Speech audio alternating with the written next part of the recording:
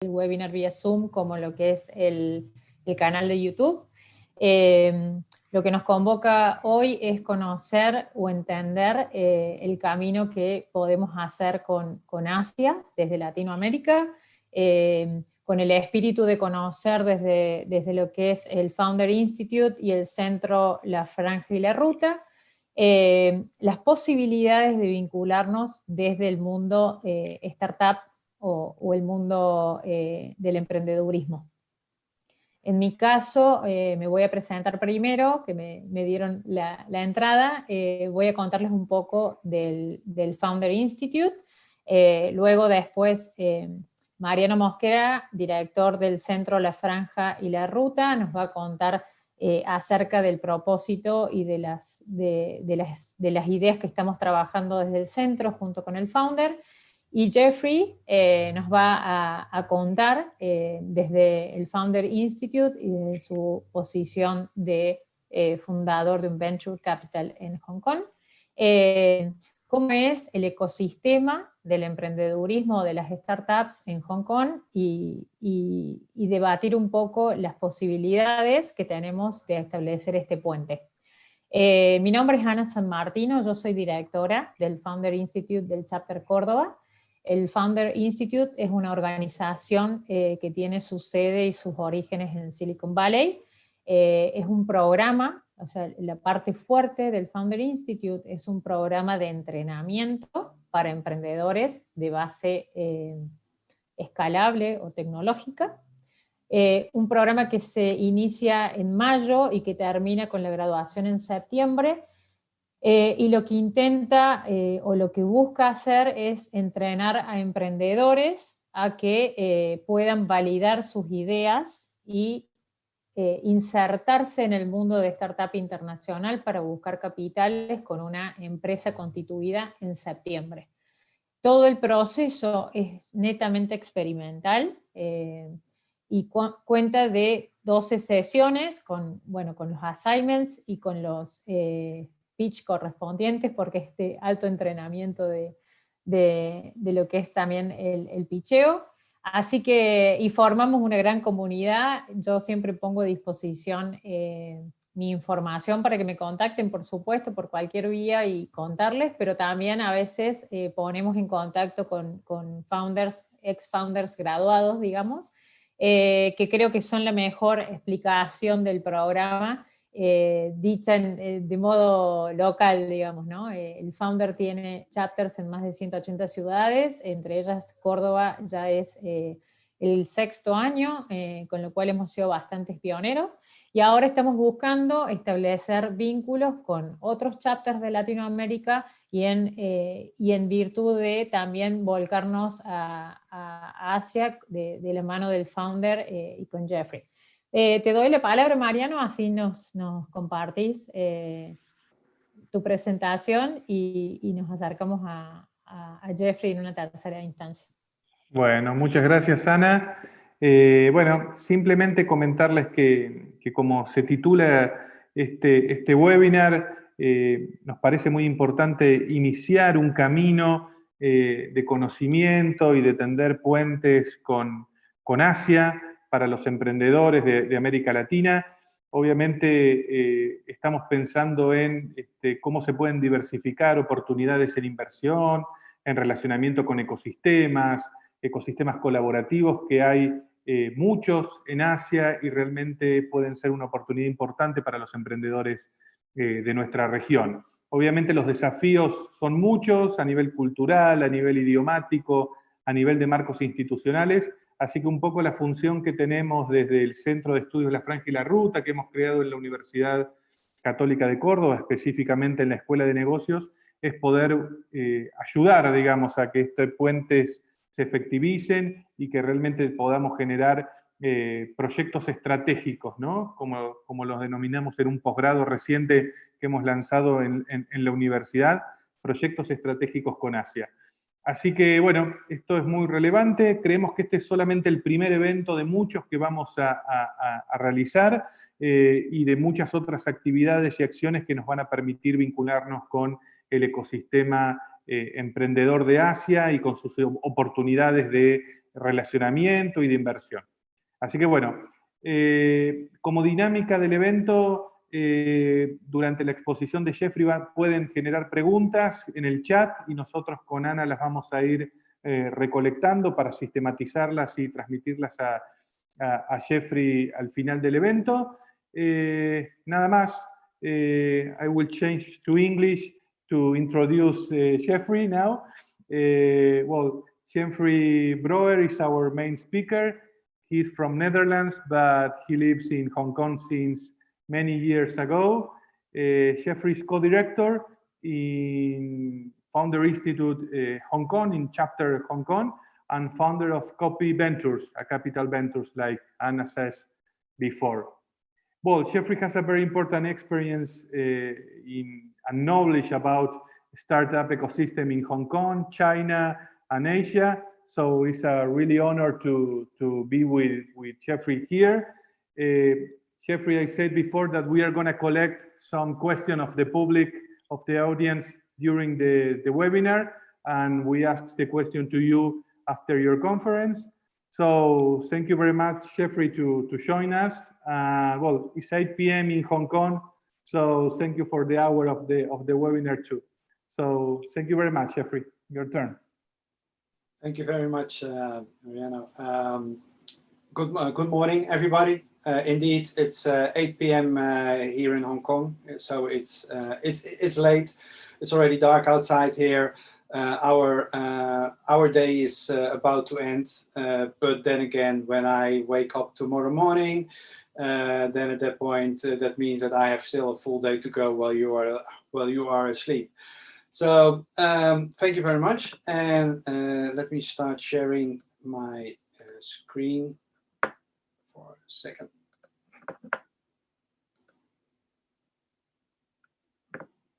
So the Asian way, that was the title of this webinar. Let me tell you a little bit about my background, what I do here, and what my experiences are in Asia when it comes to founders, investors, the Founder Institute, and everything else. So this is a non-complete startup guide to the Asian way. First of all, let me introduce myself. I'm Jeffrey Brouwer. I'm originally Dutch. I lived in Amsterdam before I moved to Hong Kong almost 10 years ago. In my lifetime, I set up 5 businesses and 2 startups. When I say businesses, that's the normal way startups, the scalable and repeatable business models. I did it over 3 continents, so in Europe, in Asia, and in North America. I've been over 9 years now in Hong Kong, and for the last 15 plus years, I've been in and out of mainland China. What they in the introduction already said, I'm the co-director in the Founder Institute in Hong Kong. In the last 5 years, we started out with 135 founders in total. We helped them validate or invalidate their business model. I also run the University of Hong Kong Biomedical Innovation Team program, where we help biomedical science students to get some feeling about what it is to have a startup. I also run the Accenture FinTech Innovation Program Lab here in Hong Kong. And also said before, I'm the owner and founder of Copy.com, where I help companies get funded, and also with their M&A. As side business, I also organize a conference called Postmortem Conference, which is Startup Lessons Learned, where people come and share their stories about mostly at that point their struggles and their challenges of running a startup. And I also have a spin-off of that is a podcast, the Mea Culpa Startup Podcast, where I interview founders and investors about their lessons learned in startups. Just a little bit situation here, context here. The flight time from Cordoba to Hong Kong is 28 hours and 27 minutes. You see here what about the opposite side that we are on in the world. But actually today I checked, and it's, if you want to plan a flight now, it's about 35 to 45 hours to get from Hong Kong to Argentina. Here is Hong Kong, situated when Europe and Africa and Oceania is all there. Hong Kong is a little bit separate from the the People's Republic of China. It's a special administrative region. I will get back to that a little bit later. This is China itself, mainland China mostly, and what you see in the right corner is Hong Kong and Macau, who both have a separate status compared to mainland China. The first number is the amount of people inside of mainland China, 1.4 billion. That's a lot of people. The second number is the amount of people in Hong Kong, 7.5 million.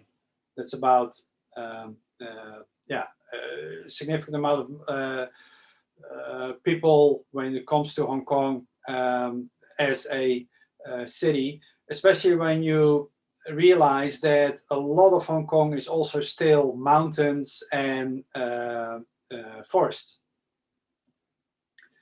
Just to put some things in perspective, 500 Hong Kong dollar is around 5,000 pesos.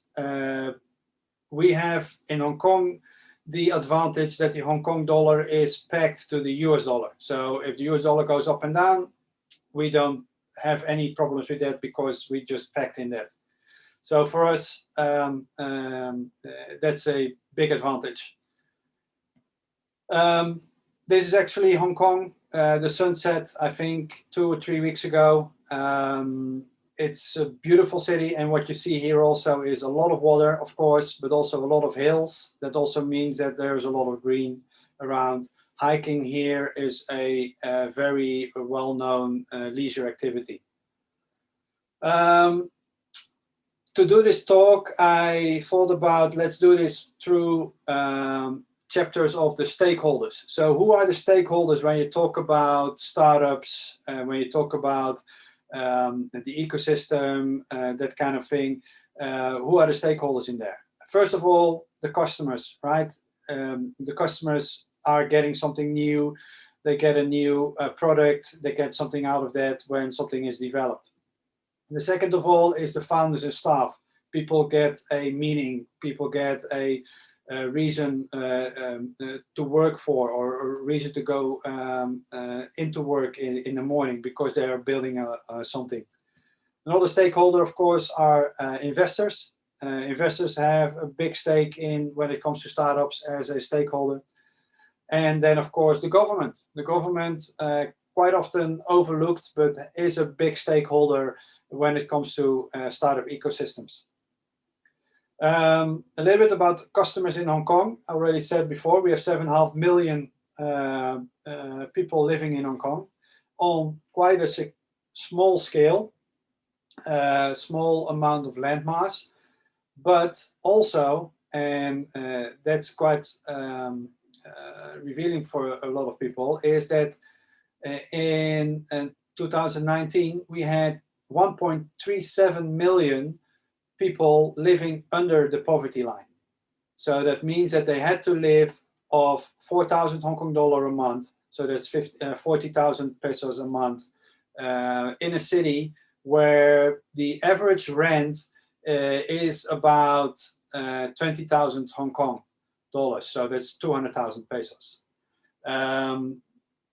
That's significant. So if you look at customers only, when you're doing a startup here in Hong Kong and only looking at the local market, then at that point there's not that much available for you anymore as a local market. But still, we have 8 Hermes shops and 10 Prada shops in Hong Kong. I'll tell a little bit about that later on also. But yeah, there is a huge tourist industry here, especially also from mainland China, but all over the world. Because also here there is no VAT, there is no value-added tax. So everything here is tax-free. So a lot of people come here, shop here, buy things here, fly back again, and then basically have their stay for free. The other stakeholders, the founders and the staff. That's quite challenging here in Hong Kong because there is a tax shortage and there's a high cost of housing, which at that point also quite often translate into a significant amount of salary that you have to pay for somebody who is actually worth it to stay in Hong Kong. Because what I said, like if the 20,000 Hong Kong is not a very strange figure for rental, and then still you have to think about a walk-up building that you have to walk up and walk down every day, 3 or 4 or 5 stories high, no elevators.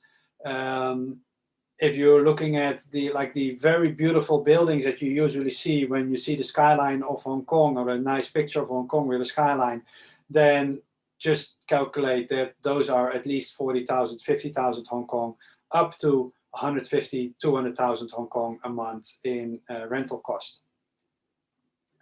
So that's when it comes to the stakeholders and the staff, that's a challenge. I always say that if you are a startup and you're in Hong Kong and after 8 to 10 months you're still in business, then either you have a very interesting story to tell to an investor and the investor is willing to fund your stay, or you have a significant product market fit with income and you have a very interesting business, because at that point the cash flow is there to be able to pay for the tax shortage and to pay for the housing cost. Then, of course, the stakeholder investors. We have an investing landscape here. Of course, we have angel investors here. We also have family offices here. We have accelerators and, of course, venture capitalists. What you see here is that when you start with angel investors, that those are usually high net worth individuals, people who have a day job at a big financial company or in trading or in retail, that made their money already put aside some money for their children's college fund, and now have some money to spend to start investing in angel rounds for startups. There's a little bit of culture here. Luckily, they're learning here, but especially when it comes to, and it also applies to a lot of family offices, is that because this is, as a city, and China originally is a city of trading and factories. And the history is, of course, if you set up a factory and you co-invest in a factory, you don't invest for a factory for 1%. No, usually you invest and you take 40% or 50% or 60% of the equity. Because as soon as you invest, then at that point, it takes a very long time to get the cash flow running and to get a return on investment. So at that point, you also, when there is a return on investment, you want a significant amount of return on investment. So the whole setup as scalable,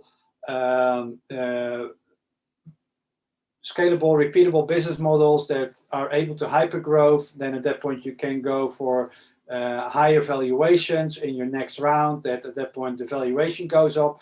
That's something that some of the angels are learning right now, how that works, and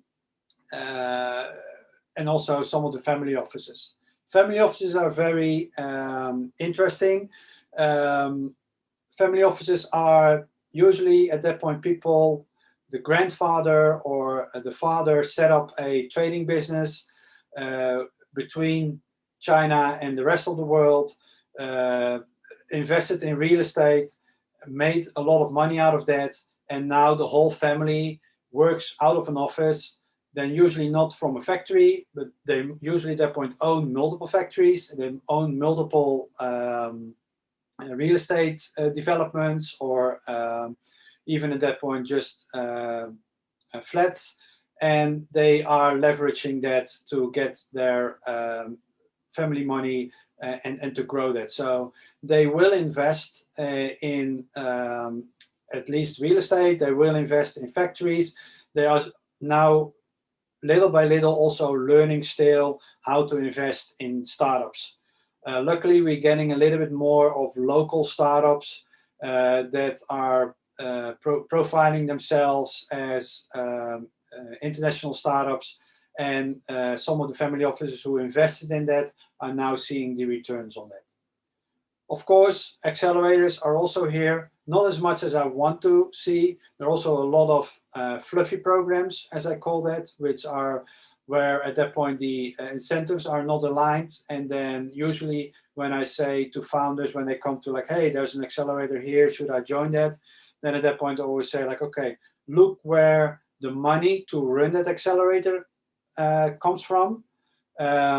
Because if that's marketing budget, then at that point I quite often advise them, especially when they're not don't have their product market fit yet and they're not ready to sell yet, not to join that accelerator.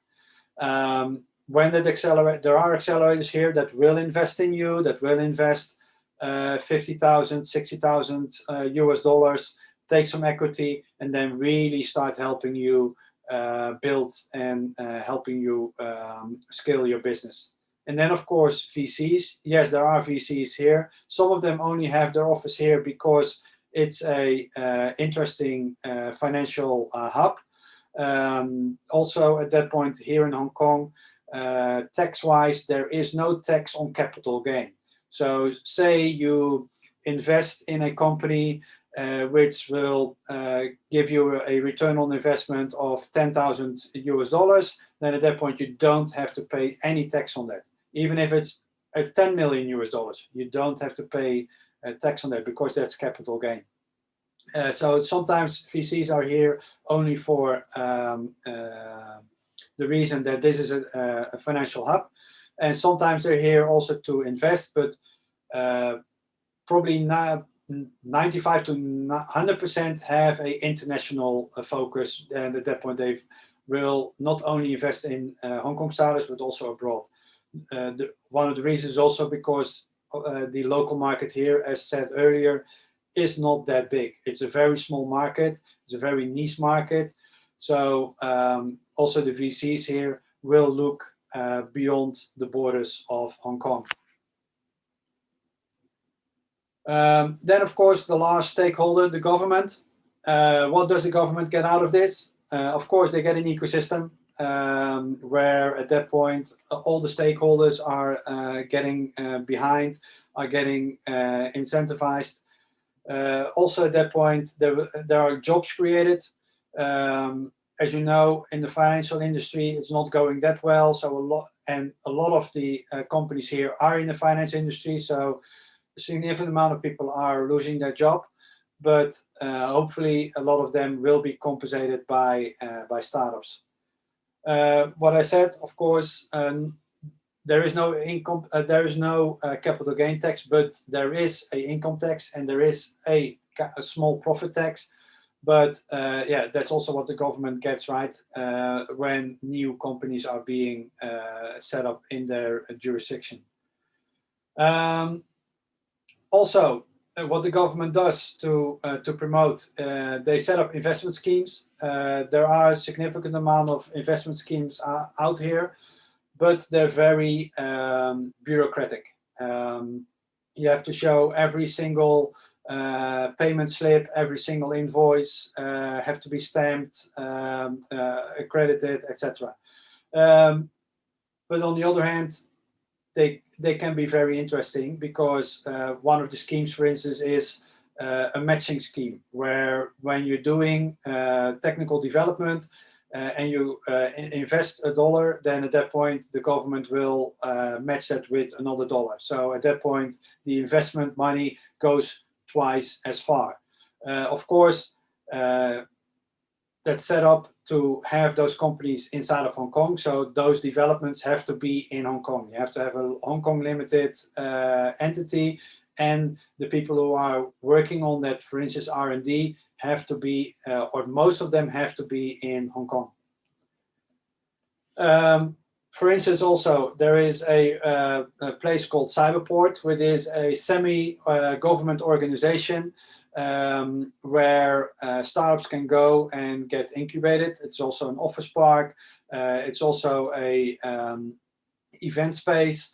They're very focused on helping startups to develop. For instance, they have an incubation program where you can apply for, and if you get accepted, you get 500,000 Hong Kong dollar in reimbursements. For instance, in Cyberport also is the Asia office of Microsoft, and there are more offices there for from startups. Another area that's more up north is the Hong Kong Science and Technology Park. Companies there are doing a lot of technical development. Bigger companies there are, for instance, Philips and that kind of bigger conglomerates, but also a lot of startups there. For instance, Science and Technology Park has a shared laboratory for biomedical.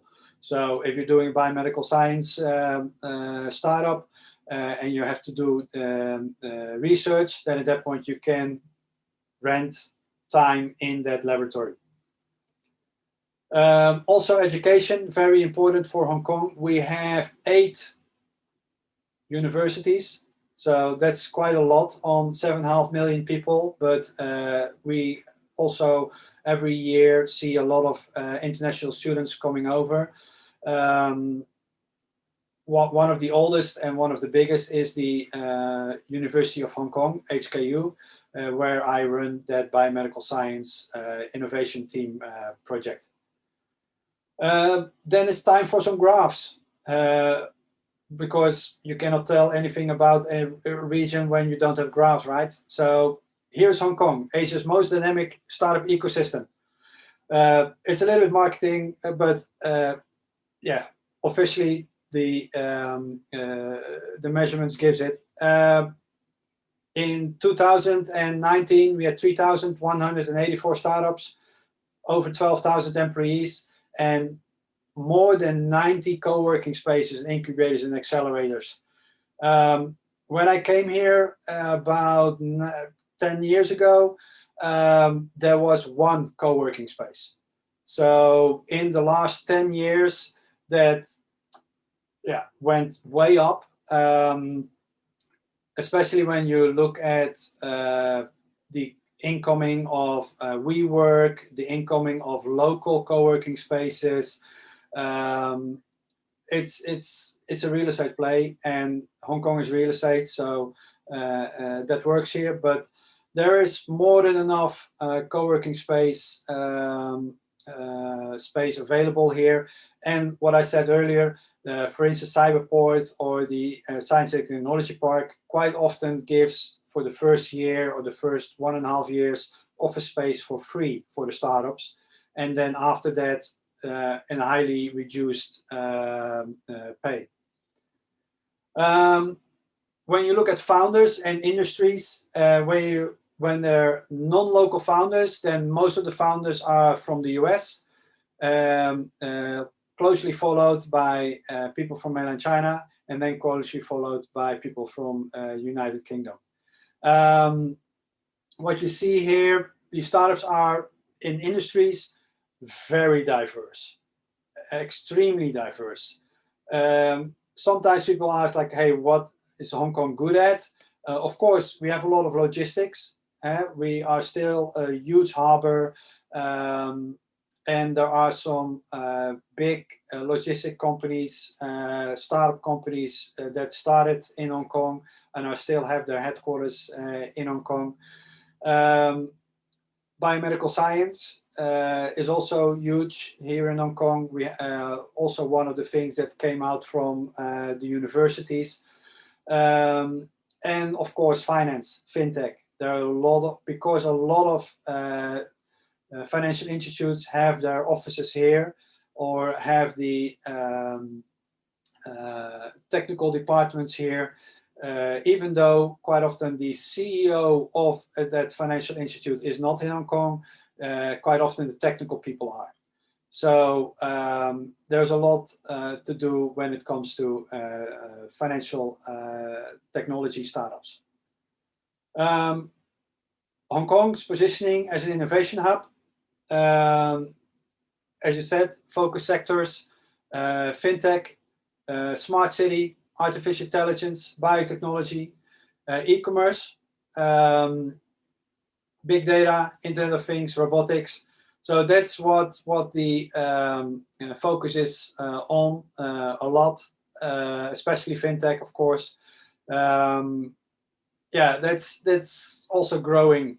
And when you look at the amount of capital invested, artificial intelligence is quite high there, but that's one or two companies just take the biggest part of that pie at this point. But then you would say, but what about GBA? And GBA stands for the Greater Bay Area. Maybe you've heard about it, maybe you're not. But the Greater Bay Area is something that is being touted a lot abroad when it comes to Hong Kong, or at least the area here. The Greater Bay Area is, as they call it, the buckle in the Belt and Road Initiative. The Belt and Road Initiative is basically a trading portal from China into Europe, the old Silk Road, as they call it. There are some hubs there, and the GBA, so the Greater Bay Area, that's actually the Guangdong, Hong Kong, Macau, Big Bay Area. That's the buckle, that's the end, that's the shipping port of that.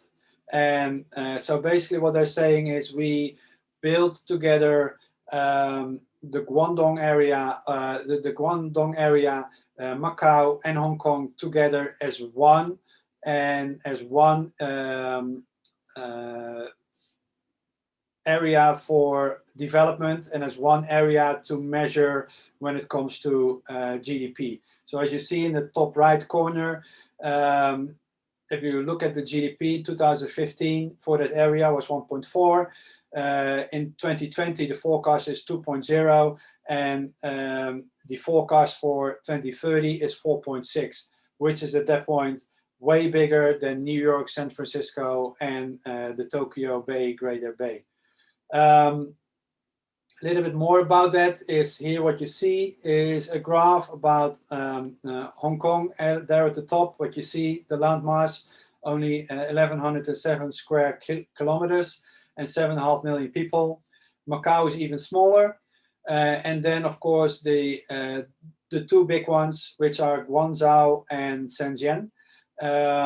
Both have 15 and 13 million people, which is, of course, twice as much as Hong Kong has. So just behind here are two major cities. And basically at that point, they just want to combine all these cities as one area, to see them as one area and to have them cooperate with each other. And that's nice, and the incentive and the intention is fine, but there are some struggles here.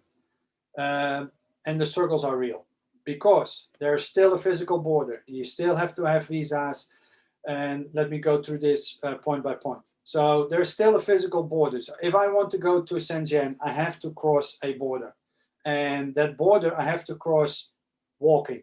So even if I would hire a car that can drive cross-border, because not every car can do that. You have to have special license plates for that.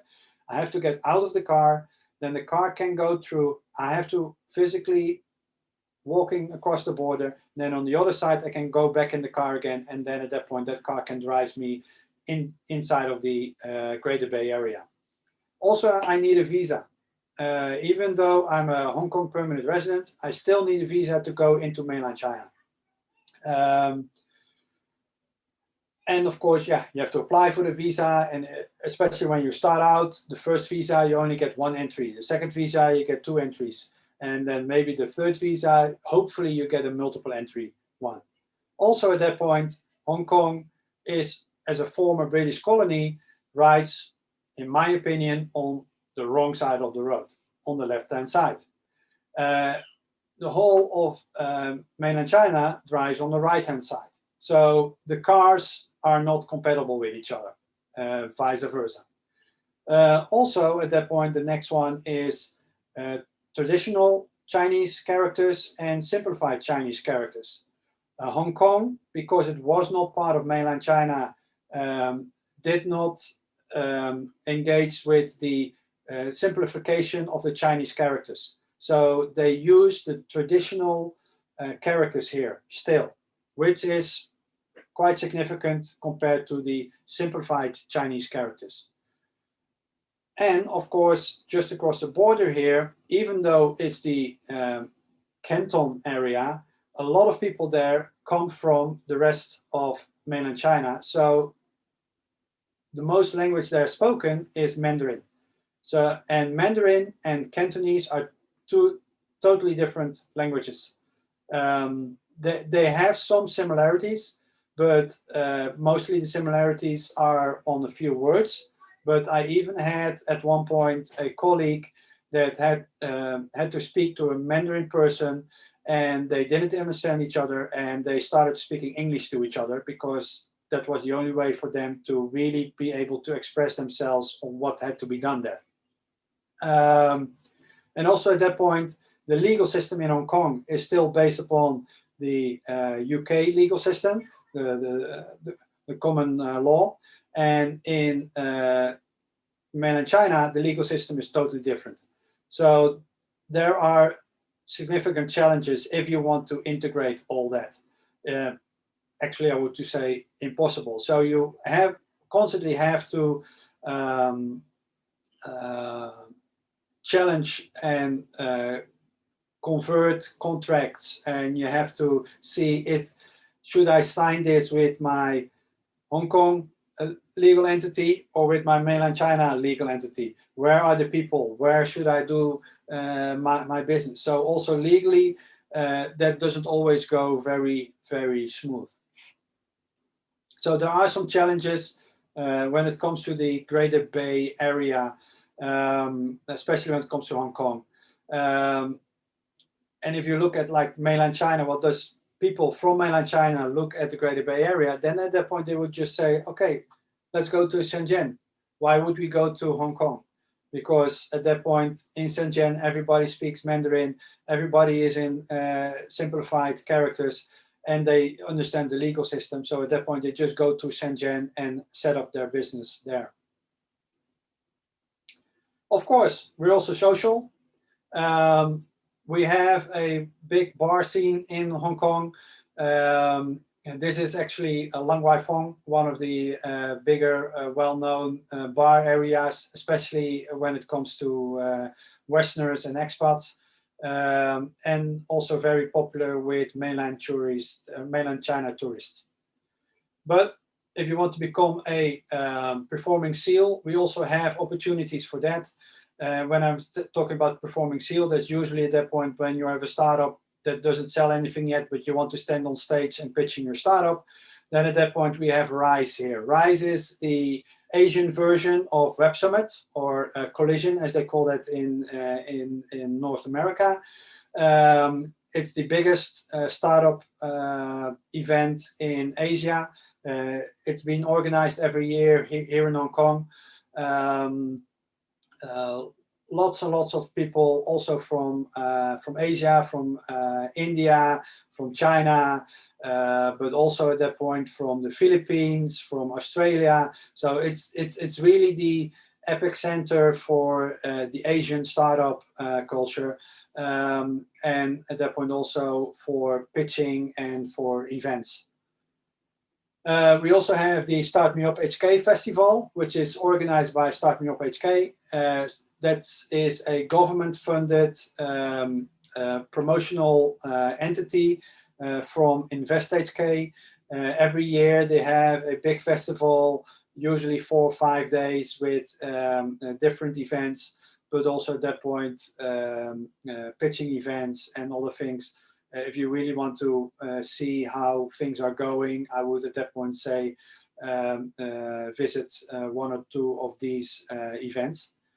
Also, of course, shameless plug, the Postmodern Conference, Startup Lessons Learned, is an event in person. It's going to be organized again on the 21st of November. We had to postpone it twice due to COVID.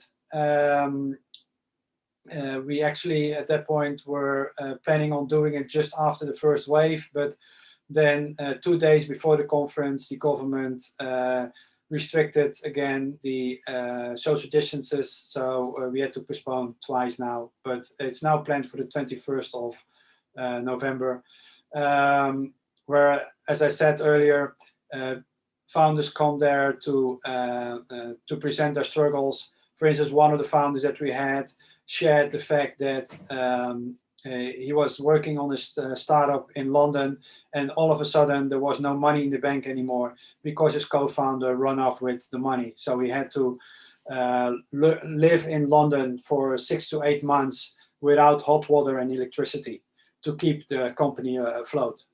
Another one, for instance, was a founder that was always working on a startup, and at one point his girlfriend came to him and said, "Hey, I cheated on you because you're never there."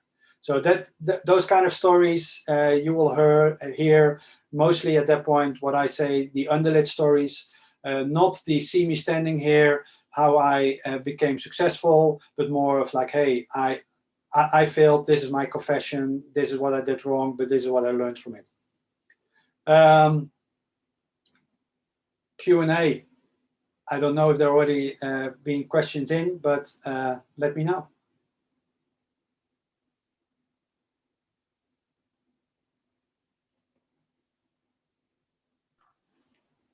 Mariano? I'm sorry. I was trying to unlock my microphone and I had the people down there to see all the screen. Thank you. I was taking note because it was really, really clear and easy going. So thank you very much for sharing the presentation. And yes, we've been getting some questions. I think Antonella made one that is really close by to one I had made up before. It could be, it's regarding which are, the must-have a startup should go through or have before thinking in getting into Hong Kong, Hong Kong startup environment. She actually, her question is how our startup is looking at investment of $1 million for the seed round in May 21. How do we start? How should we approach the Asia investment market? Oh, sort of. Thank you very much, Antonella, for this question. If you're looking for investment here, it's probably as tough as it is in Argentina. It's as tough as in everywhere, right? Especially when you're not here as a company. But that said, there are very interesting deals to be done. If you're looking for $1 million in seed round, then I assume you already have revenue coming in. If there is a connection with Asia, or if there is a connection with the industries that are big here, then you might be able to raise some money.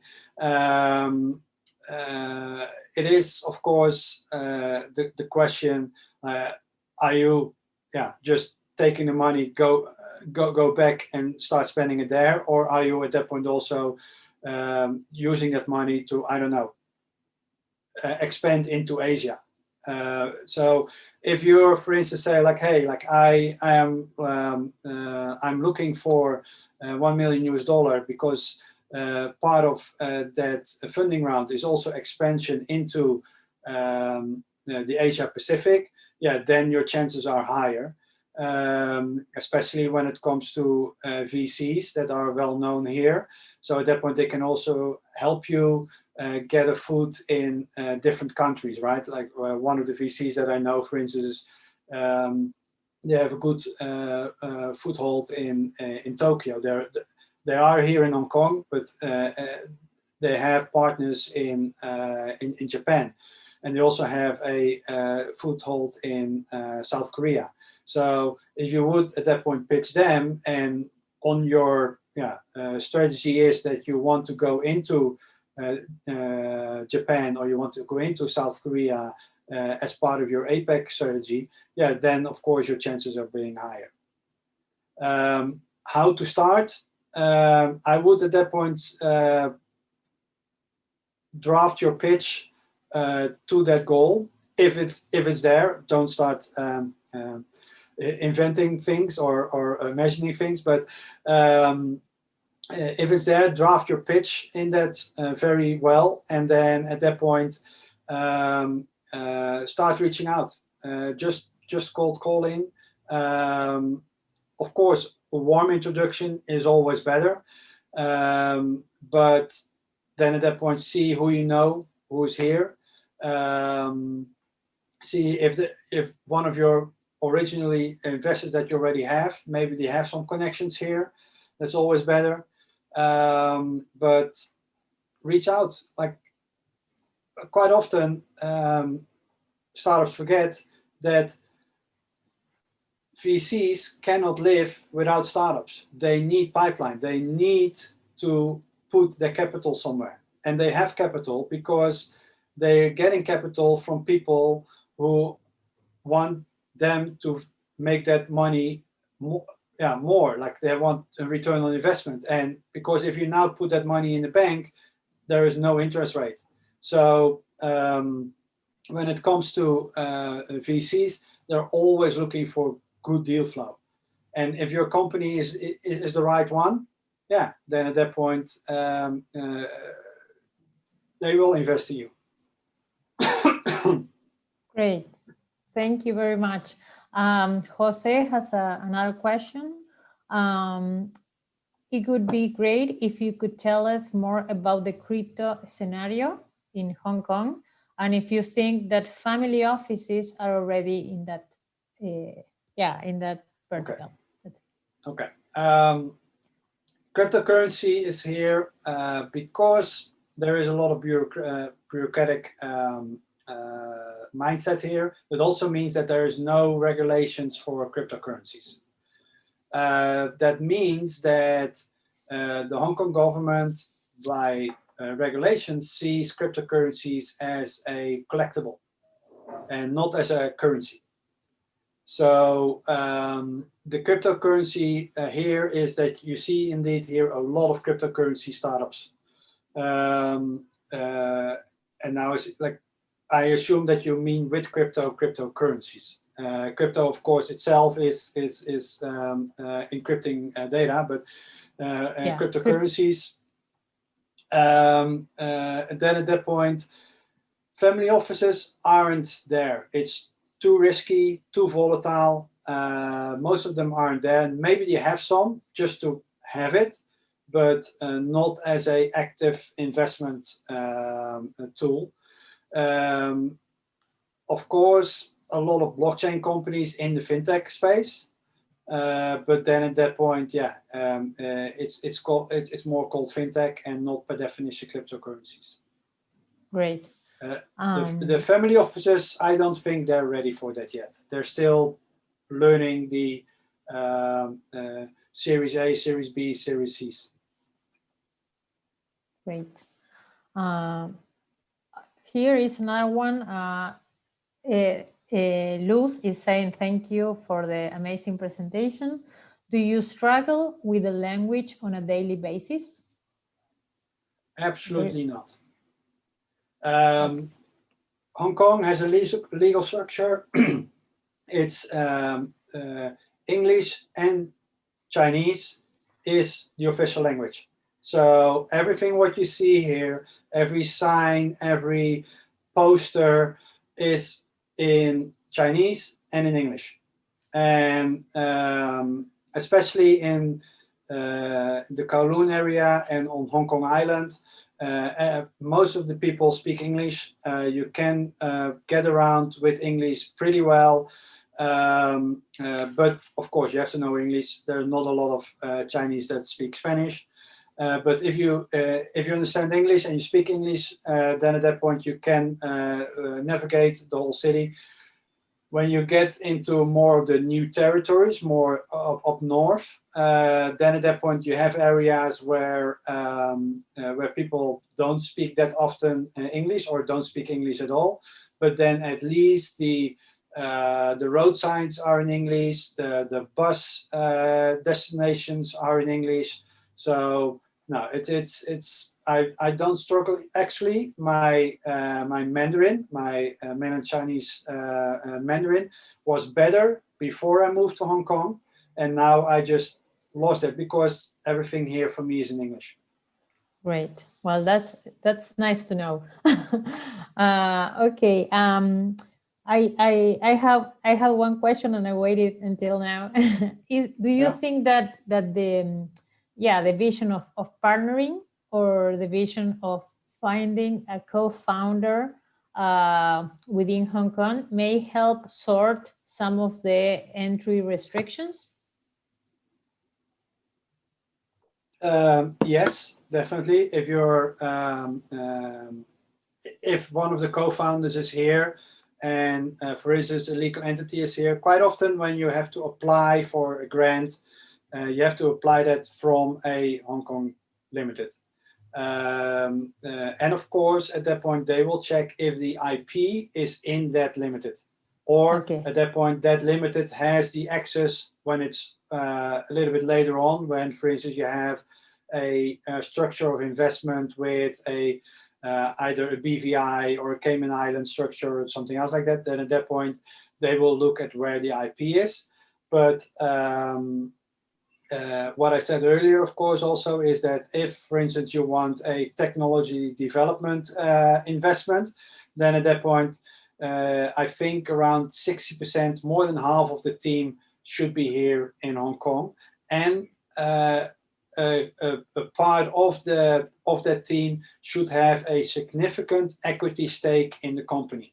So you just cannot just send out a team of engineers to Hong Kong and then leave them there. No, there has to be somebody with a significant equity stake in the company also in Hong Kong. Great.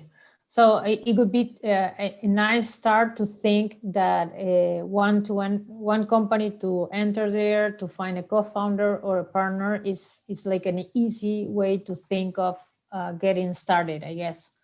Do you think it's easy? It's a good road in the roadmap. It would be good to start, getting in touch with partners or with founders or ecosystem teams to join projects here in Latin America. Do you think that's an easy, an easy bridge to make or an easy way to get started? Like what I said, right? You have to leverage each other's strengths, and what I said earlier, like here is a lack of technology people, coders, developers. If at that point, in your area there are a lot of developers, then at that point, you can make that trade, right? And saying like, okay, let me develop, and then at that point we do design or something else in Hong Kong. You could also fly them out. On the other hand, if you come here, there are some cultural differences, of course, but also at that point, what I said, it can become very expensive very quickly. especially rent-wise. But on the other hand, I think we have one of the cheapest McDonald's around the world, which are also open 24/7. So no, it is I think it really depends on the situation. But if you want to leverage grants, then yes, you have to be here, physically here, have an entity here, and have people with a significant equity stake here. Yes. Great. Okay. And if you, there is one question here, but I think maybe you have already answered. Is it possible for Hong Kong companies or banks to send money outside China to fund projects abroad? Okay. Hong Kong companies can send money everywhere. Chinese companies, not so much. So there is a physical border between Hong Kong and mainland China, and that's something you have to really be aware of. Hong Kong companies, if they want to invest in projects abroad, yes, they have that. Actually, they probably have that money already somewhere on the BVI or somewhere else. Chinese companies, especially the Chinese families, offices, they already have also their money either in Hong Kong or outside of Hong Kong. It is quite hard if you now have, say, $1 million inside of mainland China to get that out. There are ways for that, but you cannot just say, hey, let me wire you $1 million. They do that to prevent capital outflow. Right. So basically, a lot of mainland Chinese people already have a Hong Kong entity and might at that point be able already just to send an investment abroad. Hong Kong companies have no problem sending money everywhere in the world or even to mainland China. Right, great. Okay, I think I didn't skip any question. Maybe just to wrap up, I would ask you one more regarding you share with us different kind of investors, right? Is there anything you would share with us about the mood they may have for some solution or for some vertical that you think is like the one that has more to grow, right? Or more chances to get invested, let's say. Most of the investors in Hong Kong and also mainland China are quite conservative, and most of them made their money in real estate, and